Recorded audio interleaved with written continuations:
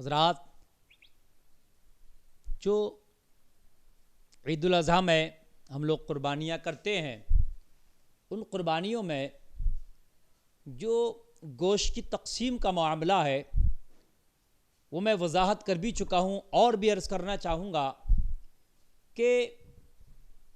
اس گوشت کو 3 حصوں میں تقسیم کر لیں جو آپ نے قربانی کی، اور آپ کی قربانی کا جو گوشت ہے اس کو آپ 3 حصوں میں تقسیم کر لیں۔ ایک حصہ غریبوں میں بانٹ دیں، ایک عزیزوں میں بانٹ دیں، ایک اپنے لیے روک لیں۔ اگر کوئی اس سے زیادہ بھی روکنا چاہے جائز روک سکتا ہے، لیکن بہت سے لوگ یہ کرتے ہیں کہ گوشت کا زیادہ حصہ یا مکمل حصہ اپنے فریج میں اسٹور کر کے رکھ لیتے ہیں اور اس کو ہفتوں مہینوں تک کھاتے رہتے ہیں۔ خدارا اس عید کے موقع پر، اس خوشی کے موقع پر، عید کا معنی ہی خوشی کے آتے ہیں، کسی غریب کا بھی خیال کریں۔ شاید آپ کی وجہ سے اس عید کے موقع پر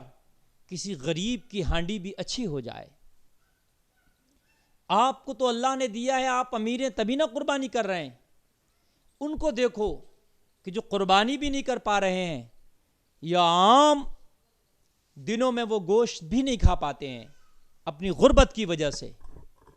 اور ہم کیا کرتے ہیں، عام دنوں میں بھی کھاتے ہیں ہم لوگ، چونکہ اللہ نے نوازا ہے تو عام دنوں میں بھی خرید کے بھی ہم لوگ کھاتے ہیں۔ اور جب ایک سال میں قربانی کا موقع آیا تو اس موقع پر بھی ہم قربانی کر کے اپنا ڈھیر سارا گوشت، یعنی مکمل گوشت یا مکمل سے کچھ کم، اپنے فریج وغیرہ میں اسٹور کر لیتے ہیں، اور پھر ہم رکھ کے مہینوں تک کھاتے ہیں۔ خدارا ذرا دل پہ ہاتھ رکھ کے سوچو، وہ شخص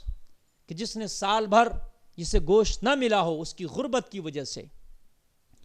اس کے پیسے نہ ہونے کی وجہ سے اس کے بچوں نے گوشت نہ کھایا ہو، اور وہ ایک سال میں عید الاضحیٰ کے موقع پر آس لگا کر بیٹھ جاتا ہے، شاید عید کے موقع پر قربانیاں ہوں گی، امیروں کے یہاں سے میرے گھر پہ گوشت آئے گا تو شاید میرے بچے گوشت کھا لیں گے اس 2-3 دن میں۔ وہ کب سے آس لگائے بیٹھتا ہے، لیکن ہم جب اپنے فریجوں میں اسٹور کر کے رکھ لیتے ہیں اور اس تک نہیں پہنچاتے تو اس کو کتنی تکلیف ہوتی ہوگی۔ کیا ہم سے اس کے بارے میں نہیں پوچھا جائے گا؟ خدارا ان اسٹور کرنے سے باز آئیں۔ آپ کو تو اللہ نے دیا ہے، آپ قربانی کے علاوہ بھی گوشت خرید کر کھا سکتے ہیں، لیکن ہم میں اتنی تو صلاحیت نہیں ہے نا کہ ہم عام دنوں میں بھی جب اپنے لیے گوشت خریدتے ہیں تو اپنے غریب پڑوسی کو بھی خریدوا دیں۔ اتنا تو ہمارے اندر ہے نہیں صلاحیت، اتنا ہمارے دل میں رحم کہاں سے آ گیا،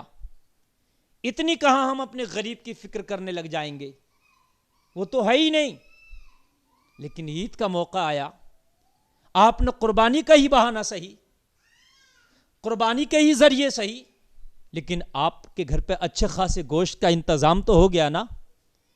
اور جب اچھے خاصے گوشت کا انتظام ہو گیا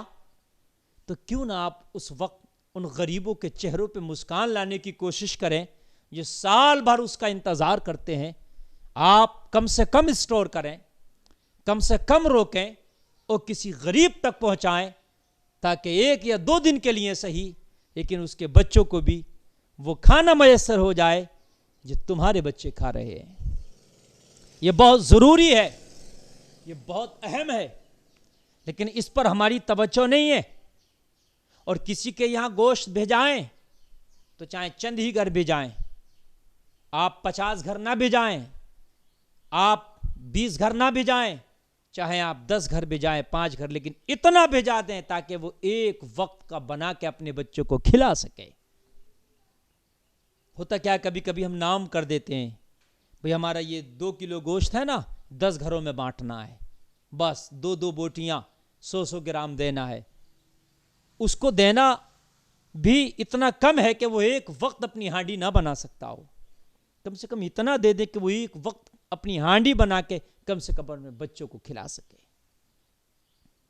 معزز سامعین حضرات، یہ بڑا عالمیہ ہے کہ ہمیں اپنے پڑوسی کی فکر نہیں، ہمیں اپنے بستی کے غربا کی فکر نہیں، ہمیں ان کمزوروں کی فکر نہیں کہ جن کا بھی من کبھی چاہتا ہوگا، ان کا بھی دل ہماری طرح ہے۔ اللہ نے ہمیں مال سے نوازا ہے، دولت و ثروت سے نوازا ہے، پیسے سے نوازا ہے، ہم کر رہے ہیں،